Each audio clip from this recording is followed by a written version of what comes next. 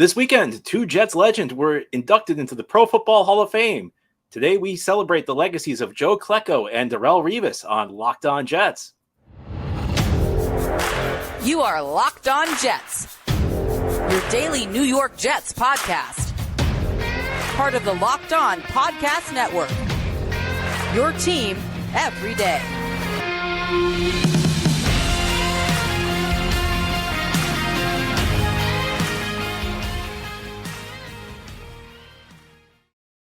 Welcome. This is the Locked On Jets podcast, part of the Locked On Podcast Network, your team every day. It's Monday, August 7th, 2023, and I'm your host, John B. from GangGreenNation.com. Thanking you so much for making the show your first listen or first watch every day. Subscribe to this podcast for free on YouTube or wherever you get your podcasts so that you'll get new episodes as soon as they're posted. If you enjoy the show and are listening on a podcast source, give it a 5-star review. And if you're watching on YouTube, please give this episode a big thumbs up. These things help us out and help other Jets fans find the show. Today's episode of Locked On Jets is brought to you by birddogs. Go to birddogs.com/LockedOnNFL or enter promo code LockedOnNFL for a white tech hat with any order. You won't want to take your bird dogs off. We promise you. Well, over the weekend, two Jets were inducted into the Pro Football Hall of Fame. We're going to talk about them today. Joe Klecko and Darrelle Revis. A very exciting weekend for New York Jets fans. Of course, the Jets opened up the preseason on Thursday night, which was less than exciting. If I'm going to be honest with you, no Aaron Rodgers in that game, none of the good players. And frankly, in the fourth quarter of that game, it really did not seem like the Jets were that interested. They seemed very lackadaisical in their play calling. It seemed like they just kind of wanted to get out of town. And if you may remember, because it was the cause of a million obvious jokes, early in the fourth quarter, the lights went out at the stadium, which led every comedian out there to come up with the Aaron Rodgers is back in darkness jokes. I was surprised they did not call the game there. But I think that game has kind of become one of the lowlights of Hall of Fame weekend. The highlight is the induction ceremony. And we saw two New York Jets enter the Pro Football Hall of Fame. And in some ways kind of poetic, because in the post-Namath Maynard era, and that was the greatest era of franchise history when the Jets were contending in the AFL. And of course, they won their only Super Bowl back in Super Bowl III over 5 decades ago. That's the number one era. Since then, I think there have been two really good eras of Jets football. And both eras are kind of represented in this year's Hall of Fame class. You had the sack exchange era of the 80s where Joe Klecko was the best player.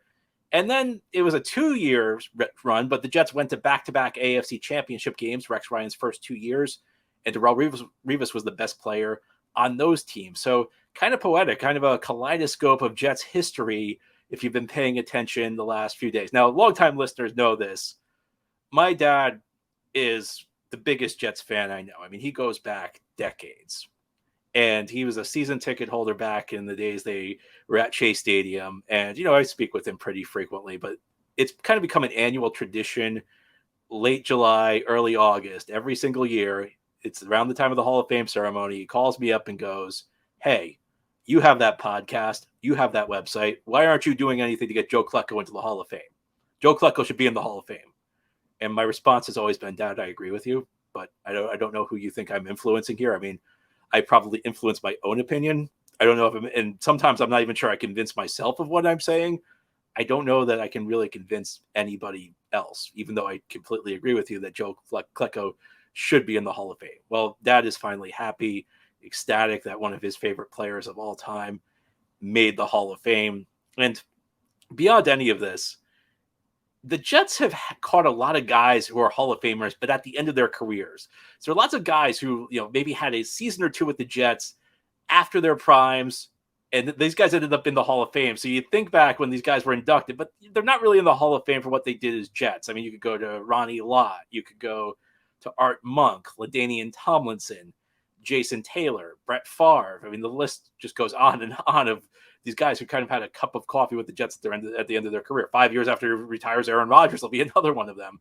I mean, even Bill Parcells, who did a great job with the Jets in his 3 years here, I don't think the Jets are really the stop in his career anybody remembers. So I said this a couple years ago when Kevin Mawai got in. It's great to have anybody who plays for the Jets is a real Jet, but it's great to have somebody inducted into the Hall of Fame. Maybe real Jet is not the right term, but somebody who's inducted in the Hall of Fame because of what they did as a member of the New York Jets. And for both these guys, that's true. Yes, Klecko had a season at the end of his career with the Indianapolis Colts. And yes, Revis had, the one season in Tampa Bay, the season we don't talk about in New England when he won the Super Bowl, and then a couple of games with Kansas City after he left the Jets his second stint. But a chance to really learn, and I think as much as anything, a chance to really learn about the franchise's history this weekend. And I hope you enjoyed the speeches. I think, and I wrote an article about this on my website, gangreennation.com, so you can check this out. I think that more than anything, more than any other major sport, football lacks the infrastructure for people to truly appreciate its history. And a lot of this is because we look at statistics. And that's just true. That's true across sports. It's true of baseball. It's true of basketball, true to a lesser extent of hockey, but I think it's still there. And while stats in these sports don't always paint the most accurate representation, more or less, they're comparable across eras. They can at least put you in the ballpark of who was relevant at any given point in time. And football's not that way. I mean, football, the game has changed so much from era to era. The game that was played when the NFL was first founded, it resembles nothing like what you see today. It was a completely different game. The strategies were different. The player roles were different. I mean, back when the NFL first started, we were in an era where players never left the field. You played every snap, offense, defense, or special teams. If your team gave up the ball, you just found a spot on the defense to play. And things have changed so dramatically through the history that statistics don't really add up era versus era. You can't compare the numbers of a quarterback today versus the numbers of a quarterback even 30 years ago because the rules have changed, the strategy has changed. Really, the only thing you can use statistics to compare are players from one era against his contemporaries. So you could compare Tom Brady to Peyton Manning, but you can't really, at least by the numbers, compare Tom Brady to Johnny Unitas or Joe Montana. And in other areas, statistics aren't even relevant because there are certain positions where you don't even really have a statistic like offensive linemen. And that was true of defensive linemen pre-1982 because that was the year sacks first became an official stat. And I think that's one of the reasons Klecko struggled to get into the Hall of Fame because a lot of his production was Klecko's career kind of spanned both eras. He entered the NFL in the 70s and he played after 1982, but some of his best seasons were before the sack became an official stat. And fortunately, the great website sportsreference.com, and they have Pro Football Reference, they have Baseball Reference, pretty much they have a website for every sport out there. They went back a few years ago and were able to compile sacks going back to 1960. And that more than tripled Klecko's sack total for his career. And it included his iconic 1981 season where he had over 20 sacks. So it's a case where people using modern technologies were kind of able to backfill statistics that did not exist. And I think that played a big role in Joe Klecko entering the Hall of Fame. He deserved to be in. This was a man who made the Pro Bowl at 3 different positions, defensive end, at defensive tackle, and at nose tackle. I mean, think about that. The guy had 3 different defensive line spots. I mean, can you imagine a guy making the Pro Bowl at defensive end, defensive tackle, and then I guess nose tackle is technically a defensive tackle, but it's a different role where your job is to kind of eat up blockers. That's amazing, isn't it? And Joe Klecko went far too long without getting the recognition he deserved. It's unfortunate it took this long, but I'm glad it happened because my concern was that if it did not happen soon there wouldn't be a lot of people left who remembered seeing Joe Klecko play because it was so long ago. I mean, he retired in the late 80s. So there aren't a lot of people who I wasn't around to see Joe Klecko play. So it really kind of felt like it was a situation where it was now or never for Joe Klecko. It's long overdue. He's in. My dad's thrilled. Now my dad will call me, but he won't call me complaining that I'm not doing enough to get Joe Klecko in the Hall of Fame. And I hope if you're a Jets fan this weekend, you took the chance to learn a little bit more about one of the great players in franchise history. Now, ahead here on the Locked On Jets podcast, we'll continue our discussion of the Jets who were just inducted into the Hall of Fame. I'll give you some thoughts on Darrelle Revis. This was a guy I did play, one of the greatest players I've ever seen in the Jets uniform. I'll offer my reflections continuing this Monday edition of the Locked On Jets podcast. Today's episode of Locked On Jets is brought to you by Bird Dogs. Bird Dogs make you look good. Bird Dog stretch khaki shorts are designed to fit slimmer through the thigh and leg, giving you a truly sculpted look. Bird Dog shorts do the exact same thing as Lululemon, but they fit way better. They fit way better than regular shorts that are made of a stiff, constricting cotton. Bird Dogs fixed this issue by inventing cloud knit fabric that looks just like khaki but stretches so that you get a way slimmer fit without having to sacrifice movement. And Bird Dogs uses anti-stink sweat wicking fabric that keeps you cool and dry all day long. Tell you, I may not be the most fashionable person out there, but Bird Dogs, I think they could even make me look good. Go to birddogs.com/LockedOnNFL or enter promo code LockedOnNFL for a free white tech hat with your order. That's birddogs.com/LockedOnNFL or promo code LockedOnNFL for a free white tech hat. You won't want to take your Bird Dogs off. We promise you. Thank you so much for making Locked On Jets your first listen or first watch every day. Big shout out to you every dayers. This is a daily podcast covering the New York Jets. We have new episodes each day, Monday through Friday through the week. And send in your mailbag questions. We're going to do an early mailbag this week because normally our mailbag show's on Wednesday, but we're going to want to recap the premiere of Hard Knocks on Wednesday. Hard Knocks kicks off on Tuesday night on HBO and the Max app. So we're going to move our mailbag up to Tuesday this week so that way we can save Wednesday for Hard Knocks recap. So if you have a mailbag question, send them in. But today we're talking Jets history. We're talking the Hall of Fame. And now I want to talk about Darrelle Revis. And when I think about the greatest players I've ever seen wear the Jets uniform, Curtis Martin's probably got to be number one. Revis might be number two. Revis, in his prime, was the best corner in the NFL. And even though I don't think they enforce the rules for pass defenders quite as strictly as they do today back in Revis's era, it was pretty strict. I mean, that was a day and age in the NFL where there were not a lot of shutdown corners. It's kind of similar to today. I think today they're a little bit stricter, but that was right around the era where they were really starting to crack down. And Revis did it. Revis was like the one guy you could match up against. It did not matter who the other receiver was. He would shut him down. I mean, there was a playoff game the Jets played in 2010 against the Indianapolis Colts. Reggie Wayne had one catch for 1 yard. And his quote after the game was, "I was irrelevant." At the 2009 season, in which Revis was robbed of Defensive Player of the Year. If you ever want to get me angry, start trying to defend the voters giving Charles Woodson the Defensive Player of the Year award in 2009 over Revis. When Revis shut down the likes of Andre Johnson and Randy Moss and Steve Smith. I mean, he took pretty much every great receiver in the NFL that year. He took them out of play and made them completely irrelevant to their game.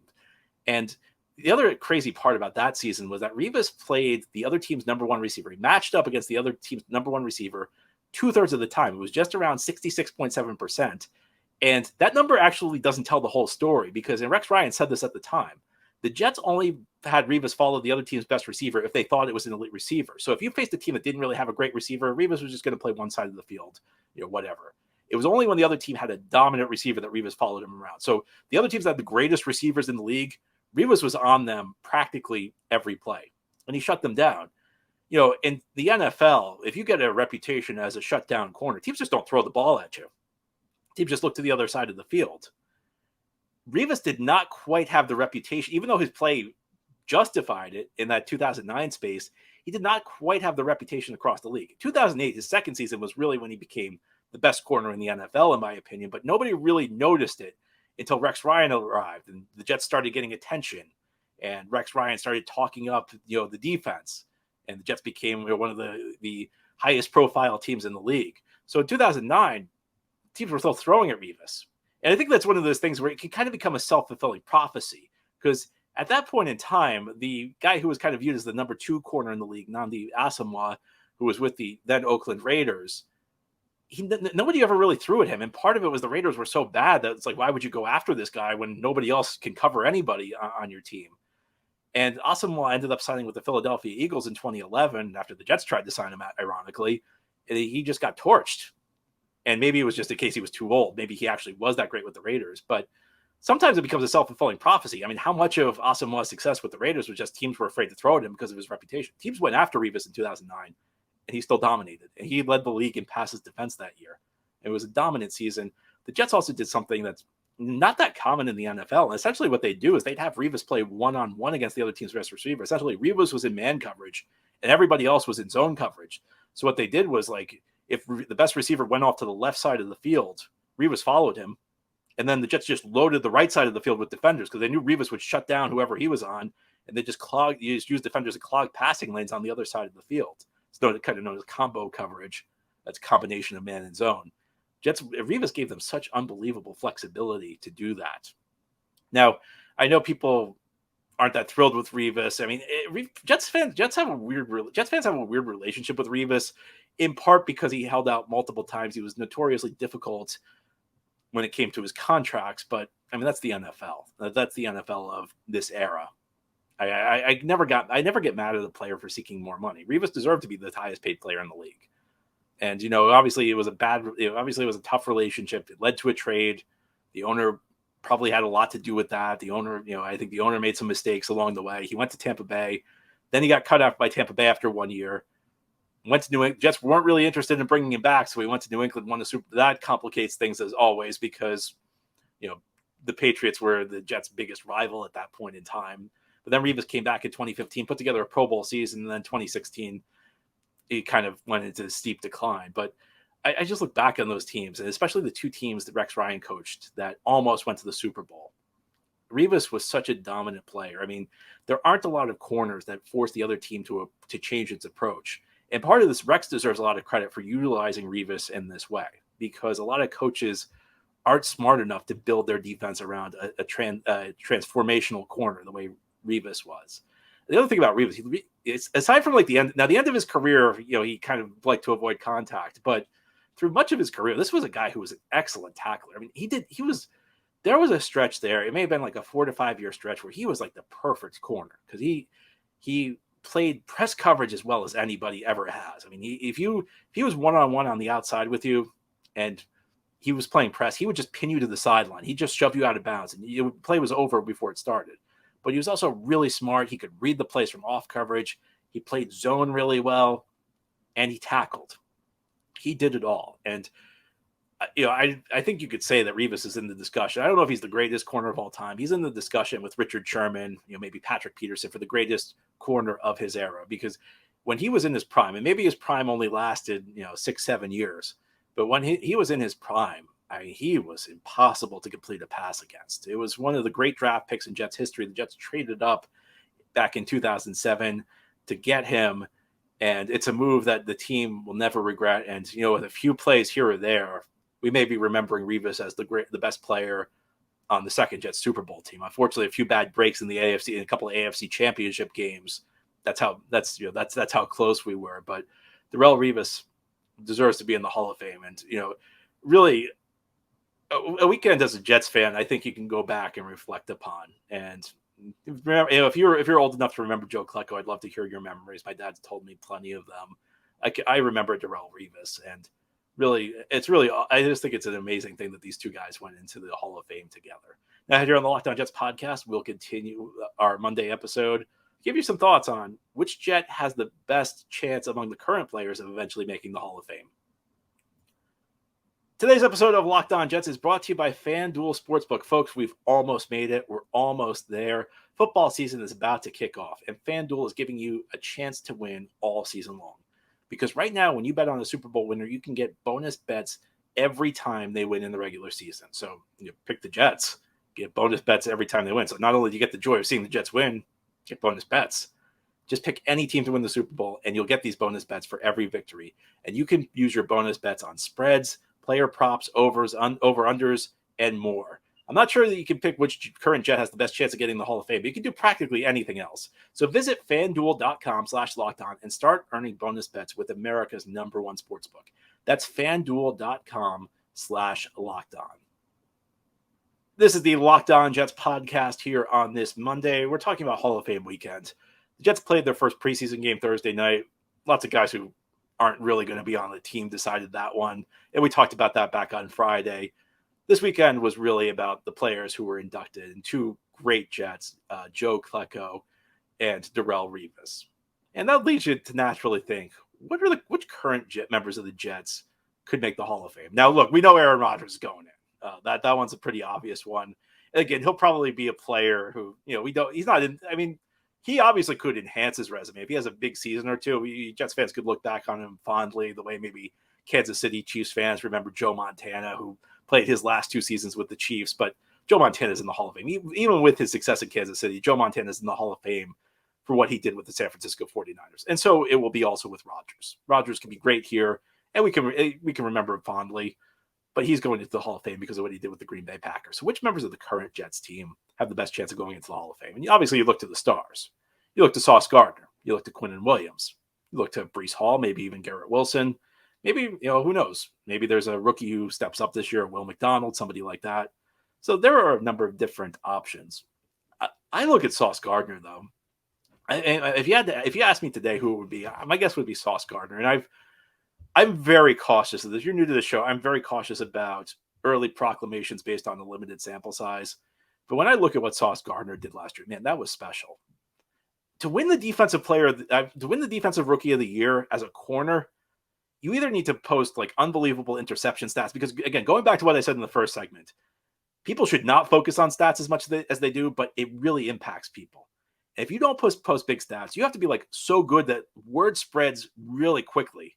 And it has with Sauce Gardner. Like people around the league know how good Sauce Gardner is. I'm not sure I've ever seen anything like it. A rookie corner steps in, doesn't necessarily post the biggest interception total, but people still realize how amazing he is, how well he shuts down other teams' top receivers. And I've said this about Sauce a couple of times. I've done a couple of interviews over the last couple of weeks. I've said it there. I'll say it here now on this show. Unless something unexpected happens, unless like he suffers injuries or like something from off the radar comes into play here, I really do think Sauce Gardner's on a Hall of Fame trajectory. And I don't think I've ever said that about a New York Jets player after one season before, because usually I say you got to wait at least 2 seasons, because after your first season, the league, they kind of get film on you and they kind of say, okay, well, they spend the summer looking at you and they say, all right, this is what this guy struggles with. Now we're going to attack this. And after you stand up to that, that's when you've really arrived as an NFL player. When the league figures out what you don't do well and goes after you and you still thrive, that's when you're a player in this league. But I just don't see where anybody's going to be able to get at this guy. Again, unless something like completely unexpected happens, he's already a top 3 corner in the league. I mean, he won the Rookie of the Year. And while I'm not going to say that he's necessarily going to be as great as Darrelle Revis, it is indisputable that Sauce Gardner's rookie season was better than Darrelle Revis' rookie season. Revis did not really take off until the second season of his career. It was like the 3rd, 4th season before people realized how great he was. If you were paying attention, you realized like year 2, the Jets really had something here. Sauce, it happened almost immediately. So, Quinnen Williams, he's had one season that's that you would say this is a Hall of Fame season. If he continues that, if last year was like his breakout season and he throws together another couple of years like that, he'll be in the discussion. Garrett Wilson, if he, takes his game, and he doesn't have to go that far, but if he ups his game and he becomes, a 1,500 yard receiver, after a couple of years of that, maybe he'll get his name into the discussion. Breece Hall, look, if he comes back and looks as good as Breece Hall did as a rookie, he'll be in the discussion. But the one player who I think is really on that trajectory, maybe a guy we'll be talking about one day in Canton. And you could not miss the comparisons all weekend. Every time the cameras on NBC were on Sauce Gardner on the sideline Thursday night in the Hall of Fame game, they panned to Darrelle Revis. The comparisons are already there. The one great Jets corner of his generation kind of passing the torch to the next great Jets corner of his generation. But all eyes are on Sauce Gardner. What a phenomenal corner the Jets have drafted. And, with any luck, and hopefully he stays on this path, because he's going to be something special to watch. And he'll be the type of player you tell your grandkids that you saw if he continues the path he was on his rookie season. Anyway, that's all for today's episode. This has been the Locked On Jets podcast, part of the Locked On Podcast Network. Your team every day is our motto. As always, if you enjoy the show, hit the subscribe button where you're watching or listening. And if you're listening on a podcast source, give the show a 5-star review. If you're watching on YouTube, give this episode a big thumbs up. It helps us out, helps other Jets fans find the show. Hope you have a great Monday, everybody. Send in your mailbag questions. Again, early mailbag next week, so get them in.